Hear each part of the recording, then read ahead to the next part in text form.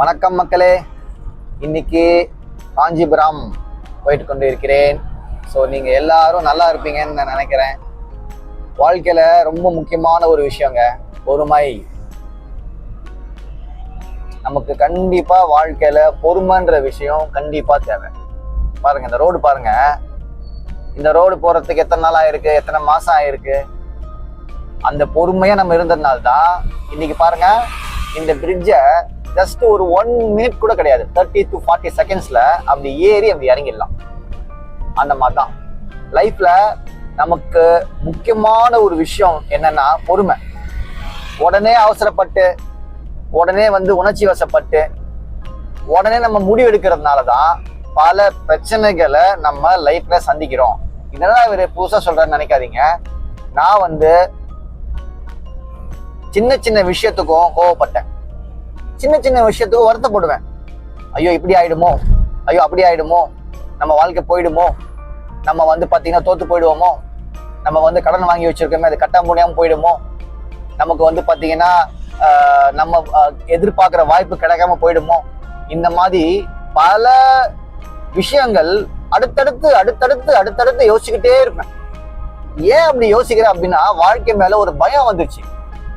ஜெயிக்க முடியுமா, ஜெயிக்க முடியாதா, நம்ம எடுத்துருக்கக்கூடிய காரியம் நம்ம ஒரு சொந்த வீடு வாங்கணும், ஒரு நல்ல கார் ஒன்று வாங்கணும், கடனை அடைக்கணும், இப்படின்ற அந்த ஒரு அடிப்படை தேவை எல்லா மனுஷங்களுக்கும் இருக்கு. இது நம்ம எதுல போய் நம்ம மாட்டிக்கிறோம்னு பாத்தீங்கன்னா அவசரம். ஒரு சின்ன ஒரு மாங்காவோ இல்ல ஒரு இளநீரோ வரத்துக்கே எத்தனை வருஷம் ஆகுது பாருங்க, 2 to 3 வருஷம் ஆகுது. அந்த மாதிரி நம்ம எதிர்பார்த்து போற ஒரு விஷயம் 2-3 வருஷம்லாம் ஆக போறது கிடையாது. ஒரு 2 வாரமோ இல்ல 1 மாசமோ 2 மாசமோ ஆகும். ஏதோ ஒரு விஷயம் நமக்கு ஒரு நல்ல வேலை கிடைக்கணுமா, ஒரு 5-6 இன்டர்வியூ நம்ம அட்டன் பண்ண உடனே நம்ம என்ன பண்ணிடுறோம், பயந்துடுறோம். ஐயோ நமக்கு எத்தனையோ இன்டர்வியூ நம்ம போனோம், நமக்கு வேலை கிடைக்கல, நமக்கு வேலையே கிடைக்காம போயிடுமோ, வாழ்க்கை நின்றுருமோ அப்படின்ற ஒரு பயம் வரும். உண்மையா சொல்லட்டுமா, அந்த மாதிரி வாழ்க்கை என்னைக்குமே எப்பவுமே நிக்காது.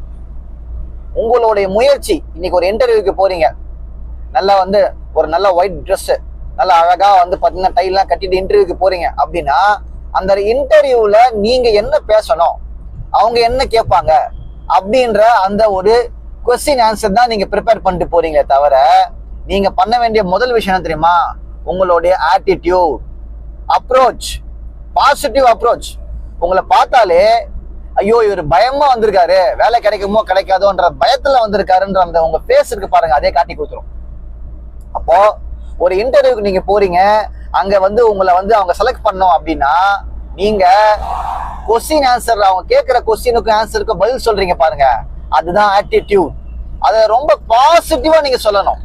தெரியலன்ற ஒரு விஷயத்த கூட கண்டிப்பா நான் கத்துப்பேன் சார், இது ஒரு ஆப்பர்ச்சுனிட்டி எனக்கு, நீங்க கேட்டிருக்கீங்க, அதை நான் கோ த்ரூ பண்றேன், கண்டிப்பா இது ஒரு லேர்னிங் கேர்வ் எனக்கு, இதை நான் உங்ககிட்ட கண்டிப்பா பதில் சொல்றேன், எனக்கு இது ஆப்பர்ச்சுனிட்டி கொடுங்க, நான் கண்டிப்பா உங்களுடைய கம்பெனிக்கு நான் ஒரு பெரிய லெவல்ல நான் இம்பாக்ட் பண்ணுவேன், கஸ்டமர்ஸை நல்லா பார்த்துப்பேன், கூட ஒர்க் பண்ற கலீக்ஸ் அவங்களுடைய அந்த ஒரு நல்ல ஒரு அப்ரோச் பண்ணுவேன், அந்த என்விரான்மெண்ட்டை நான் பாதுகாப்பேன், ஒரு பாசிட்டிவ் என்விரான்மெண்ட்டை உருவாக்குவேன் அப்படின்னு நீங்க பேசி பாருங்க, அந்த வேலை கண்டிப்பா கிடைக்கும்.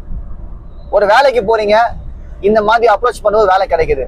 ஒரு பிசினஸ் ஆப்பர்ச்சுனிட்டி நோக்கி நீங்க போறீங்க, கான்பிடென்ட்டா உட்காருங்க, சார் என்னால இது கண்டிப்பா உங்களுக்கு பண்ண முடியும், என் ப்ராடக்ட் குவாலிட்டியான ப்ராடக்ட், நான் இந்த மார்ஜின் உங்களுக்கு கொடுக்குறேன், இந்த சப்போர்ட் நான் உங்களுக்கு கொடுக்குறேன், இந்த பேமெண்ட் டேர்ம்ஸ் நீங்க எனக்கு பண்ணி கொடுங்க, எனி கஸ்டமர் இஷ்யூ நான் ஹேண்டில் பண்றேன்.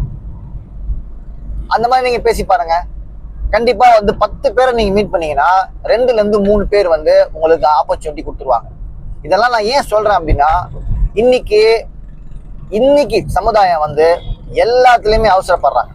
நான் பாக்குறவங்க எல்லாருமே வெரி ஃபாஸ்ட். ஒரு ஓவர் ட்ராக் பண்ணி ஒரு கார் போகுதுன்னா, அந்த கார் போறதுக்குள்ளேயே நமக்கு ஓவர் ட்ராக் பண்ணி அவங்க போயிடுவானோ அப்படின்ற அந்த ஒரு வெறியில நம்ம அவங்கள ஓவர் ட்ராக் பண்ண போறோம். பரவாயில்ல, அவர் ஓவர் ட்ராக் பண்ணிட்டு போட்டோம் அப்படின்னு நம்ம விடுறது இல்லை. உடனே நம்ம என்ன பண்றோம், ஓவர் ட்ராக் பண்ணிட்டு அவரை போய் நம்ம முந்தி போய் நம்ம நிக்கிறோம். அது தேவையில்லை, பரவாயில்ல போட்டோம். லைஃப்ல நமக்கு முன்னாடி எத்தனையோ பேரு நமக்கு முன்னாடி பெரிய கார் வாங்கிட்டாங்க, நமக்கு முன்னாடி பெரிய வீடு வாங்கிட்டாங்க, நல்ல ஒரு வியாபாரத்தை செட் பண்ணிட்டாங்க. அப்படிதான் நம்ம எண்ணம் இருக்கணும். ஸோ அதனால ஒரு கார் ஓவர் ட்ராக் பண்ணிட்டு கோவப்பட்டு போய் காரை ஓவர் ட்ராக் பண்றது, பைக் ஓவர் ட்ராக் பண்றது, அப்பதான் அந்த சின்ன சின்ன விஷயத்துல நம்ம விட்டு கொடுக்காம போறதுனால தான் நமக்கு அந்த விட்டு கொடுக்கணுன்ற எண்ணமே வரமாட்டேங்குது. ஏன் கோவப்படுறீங்க தெரியல, ஏன் உணர்ச்சி வசப்படுறீங்க தெரியலன்னு சொல்றீங்களா? அப்படி கிடையாது. விட்டு கொடுக்குற மனப்பான்மை நமக்கு வரணும். அந்த விட்டு கொடுக்குற மனப்பான்மை வந்துட்டோம்னா நமக்கு பாதி விஷயம் நமக்கு சக்சஸ் ஆயிடுங்க. ஸோ இன்றைய நாள் இனிமையான நாளா உங்களுக்கு அமையணும். கோவப்படாதீங்க, சுச்சுவேஷன் மாறும். இன்னைக்கு எந்த இடத்துல நீங்க அவமானம் பண்றீங்களோ, எந்த இடத்துல உங்களுக்கு ஆப்பர்ச்சுனிட்டி மறுக்கப்படுதோ, அதே இடத்துல உங்களுக்கு ஆப்பர்ச்சுனிட்டி கிடைக்கும், அதே இடத்துல ஒரு நல்ல மதிப்பு கிடைக்கும். ஆனா அதுக்கான நேரமும் காலமும் நீங்க என்ன பண்ணணும்? உருவாக்கணும். பரவாயில்ல, அவங்க உங்களை அவமானப்படுத்துறாங்களா, நீங்க என்ன பண்ணாதீங்க, அவங்க அவமானப்படுத்திட்டாங்க அப்படின்னு நினைக்காதீங்க. உங்களை அவங்க மதிக்கலையா, ஓ இவங்க நம்மளை மதிக்கல அப்படின்னு நினைக்காதீங்க. இது மதியாதார் வாசல் மிதிக்காதுன்னு சொல்றாங்க இல்லையா, அது வேற இது வேற. வியாபாரத்துல அவங்க நம்மளை பத்தி புரிஞ்சிக்காம அவங்க நடந்துக்கக்கூடிய சில சமயத்துல நம்ம காரியம் பெருசா வீரியம் பெருசா நினைச்சுக்கிட்டு, வீரியம் தான் பெருசுன்னா காரியம் போயிடும். தெரியாம செய்வாங்க, தெரிஞ்சு செய்ய மாட்டாங்க. இப்ப நீங்க அந்த பழமொழி சொன்ன மதியாதார் வாசல் மிதியாதேன்னு, அப்போ அவங்க மதியாதார் வாசல் மிதிக்காதேன்னா யாருன்னா, நம்மளை பத்தி முழுசா தெரிஞ்சும் நாம செய்த உதவியை முழுசா அனுபவிச்சுட்டு, நாம செஞ்சு கொடுத்த நல்ல காரியங்களை அனுபவிச்சுட்டு, நமக்குன்னு ஒரு சப்போர்ட் தேவை அப்படின்ற பட்சத்துல நம்ம மதிக்காம நம்மளை நடந்துக்கிறாங்க பாருங்க, அந்ததான் மதியாதார் வாசல் மிதிக்காதுன்னு சொல்லிக்கிறாங்க. தவிர நம்ம பண்ற வியாபார ஸ்தலங்களை சொல்லல. வியாபாரத்துல முன்ன பின்ன இருக்கும், வேலை செய்யற இடத்துல முன்ன பின்ன இருக்கும், குடும்பத்துல சில விஷயங்கள் முன்ன பின்ன இருக்கும். அம்மா சில நேரத்துல சொல் பேசி கேட்க மாட்டாங்க, மனைவி கேட்க மாட்டாங்க, கூட பிறந்த பசங்க ஃப்ரெண்ட்ஸு, கூட பிறந்த அக்கா தங்கச்சிங்க கேட்க மாட்டாங்க. அதுக்குன்னு மனசு உடஞ்சிடக்கூடாது. காலம் வரும், காத்துருங்க. அதுக்குன்னு ரொம்ப நேரம் காத்திருக்குன்னு சொல்லல. உங்களை நீங்க ஆசுவாசப்படுத்திக்கோங்க.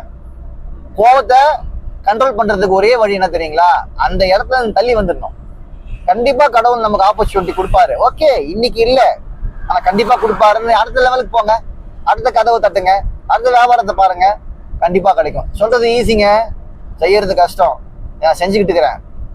தினம் தினம் ஒவ்வொரு நாளும் நான் அதை கடைபிடிக்கிறேன். முதல்ல நிறைய எனக்கு கோவம் வரும், உடனே ரியாக்ட் பண்ணுவேன், உடனே மனசு கஷ்டப்படும். அதுக்கெல்லாம் என்ன அர்த்தம் அப்படின்னா, அந்த பிரச்சனையை தாங்கக்கூடிய மன வலிமை நமக்கு இல்லைன்னு அர்த்தம். உடனே முடிவு எடுத்துருவோம், இது சரியில்லை, ஐயோ நம்ம எங்கேயுமே வரக்கூடாது, ஐயோ இவரை பார்க்கக்கூடாது, என்னங்க இப்படி அப்படின்னு பண்ணக்கூடாது. நம்மளுடைய முக்கியத்துவத்தை அவங்களுக்கு புரிய வைக்கணும்னா நம்ம சிரிச்சு அந்த இடத்துல பேசிட்டு, சரிங்க சார் நெக்ஸ்ட் டைம் நான் வரேன், ஒரு ஆப்பர்ச்சுனிட்டி கொடுங்க அப்படின்ட்டு வரும்போது அந்த இடத்துல அவருக்கும் மனசு இருக்குது.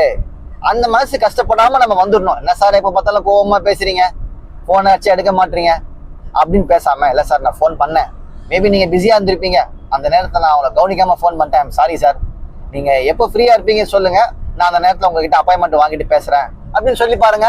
ஃபோன் எடுக்காதவர் கூட உங்களுக்கு ஃபோன் பண்ணுவார். இப்போ நிறைய பேர் ஃபோன் பண்றான், ஃபோன் பண்ணிட்டோம் நம்ம எடுக்கல, இல்ல நம்ம ஒருத்தர் ஃபோன் பண்றோம் அவர் எடுக்கல அப்படின்னா நம்ம என்ன பண்றோம், உடனே கோவப்படுறோம். இன்னும் இவரை ஃபோன் பண்ண எடுக்கவே மாட்டாரு. ஃபோன் பண்ண எடுத்துடணுமா? அவருக்கு வேற வேலை இருக்காதா? அவருடைய பிசினஸ் பாதிக்காதா?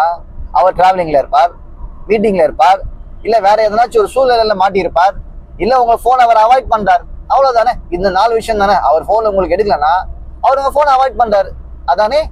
அப்போ நம்ம என்ன பண்ணோம் அந்த இடத்துல, சார் ப்ளீஸ் சார் ஒரு ஆப்பர்ச்சுனிட்டி ஒன்று கொடுங்க சார், எப்போ சார் உங்ககிட்ட ஃபோன் பண்ணி பேசலாம், கொஞ்சம் எனக்கு நீங்க ஒரு ஆப்பர்ச்சுனிட்டி கொடுங்க அப்படின்னு கேளுங்க. இது ஆப்பர்ச்சுனிட்டி தானே, ஒரு வாய்ப்பு தானே உருவாக்க போறோம், தப்பு இல்லை. கொடுத்தா கொடுக்கட்டும், கொடுக்குற வரைக்கும் கேளுங்க, அவ்வளவுதானே. அவர் கொடுத்து ஆகணும்னு ஒன்றும் கட்டாயம் இல்லையே. அவங்கள மாதிரி எத்தனை பேர் கேட்பாங்க, எத்தனை பேர் பேசுவாங்க. ஒரு வெண்டாருங்க, எக்ஸாம்பிள், ஒரு பேமெண்ட்டுக்காக நம்ம ஃபாலோ பண்றோம்னு வச்சுக்கோங்களேன். நீங்க ஒரு கஸ்டமர், நீங்க ஒருத்தருக்கு பொருள் கொடுத்துட்டீங்க, அவங்க உங்களுக்கு பேமெண்ட் கொடுக்கணும். ஒரு 50 to 60 வெண்டார் இருக்காங்க வச்சுக்கோங்களேன். ஒரு நாளைக்கு அந்த வெண்டார் ஒரு வாட்டி அந்த பேமெண்ட் கொடுக்க ஃபோன் பண்ணாலே நம்மள மாதிரி 60 பேர் ஃபோன் பண்ண வச்சுங்க, 60 ஃபோன் பேசி ஆகணும். அந்த மாதிரி ஃபோன் யாருன்னா பண்ணி எடுக்கலன்னா கோவப்படுறாதீங்க. ஒரு மெசேஜ் அனுப்புவீங்க, சார் நீங்க ஃப்ரீயா இருக்கும்போது கொஞ்சம் நேரம் கூப்பிடுங்க, சப்போர்ட் பண்ணுங்க அப்படின்னு பண்ணுங்க. உடனே நடக்கணும்னு நினைக்கிற மனப்பான்மையினால்தான் கோவம் வருது. புரிஞ்சுக்கோங்க. வியாபாரத்துல ரொம்ப முக்கியம் பொறுமை. பொறுமை நீங்க கொஞ்சம் பொறுமையா கடைபிடிச்சீங்கன்னா உங்களுக்கான வேல்யூ, உங்களுக்கான அன்பு எல்லாமே அதிகப்படுத்தும். அதனால நீங்க இன்னைக்கு ஒரு விஷயம் கத்துக்கோங்க. வியாபாரத்துல பொறுமை முக்கியம், வியாபாரத்துல அன்பு முக்கியம். பரவாயில்ல, விட்டு கொடுங்க, கெட்டு போக மாட்டீங்க. விட்டு கொடுப்பவர்கள் கெட்டு போவதில்லை, கெட்டு போறவர்கள் விட்டு கொடுப்பதே இல்லை. வாழ்க்கை ஒரு நெடிய பயணம். இன்னைக்கு காலைல கண்ணை மூச்சு கோயம்புத்தூர் போகணும்னு நினைச்சோடனே வண்டி ஸ்டார்ட் பண்ண உடனே கோயம்புத்தூர் போக முடியாது. கோயம்புத்தூர் போனா கார்ல போனோம்னா ஒரு 8 மணி நேரத்துல 12 மணி நேரம் ஆகும் இல்லையா? அந்த மாதிரி தான். அப்போ நீங்க போய் சேர வேண்டிய அந்த இலக்கு பெருசா இருக்கும்போது நீங்க கண்டிப்பா அதுக்கான நேரத்தை கொடுத்தா ஆகணும். அதனாலதான் இந்த வீடியோ நான் அங்க பதிவு பண்றேன். பாருங்க, பொறுமையா அன்பா ஆதரவா நடந்துக்குவாங்க.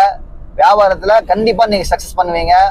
உங்களுடைய பிசினஸ், நீங்க செய்யற வேலை, உங்களுடைய ரிலேஷனு, உங்க ரிலேஷன்ஷிப்பு, நீங்க அங்க ஒர்க் பண்றாங்க சுச்சுவேஷன் எல்லாமே சாதகமாக மாறும். நன்றி நன்றி நன்றி. Thank you. God bless you guys. Bye.